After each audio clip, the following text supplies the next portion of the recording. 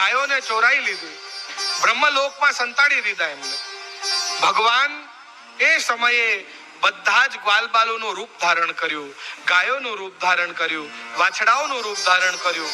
જેને જેને ભગવાન પાસેથી એવી ઈચ્છા હતી કે આવો દીકરો મારો હોય, એમના બધાના ઘરે ગ્વાલબાલ બનીને ગયા.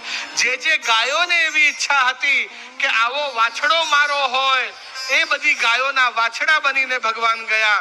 અરે અહીં સુધી વર્ણન મળે છે કે જેને જેને એવી ઈચ્છા હતી કે મારી દીકરીને આવો વર મળે, એના ઘરે પણ ત્યાં ગયા. અને એવું માનવામાં આવે છે કે એ જ સમયે બધી જ ગોપીઓ પરણાઈ, અને એ માટે આ બધી વાસ્તવમાં ભગવાનની પત્ની હતી, ગ્વાલબાલોની પત્ની જ ન હતી. એટલે એમને જ્યારે 16,000 સાથે રાસ કર્યો, ત્યારે એ પોતાની જ પત્ની સાથે રાસ કર્યો, કોઈ બીજાની પત્ની સાથે રાસ નથી કર્યો. એવું પણ ઘણા બધા માને છે.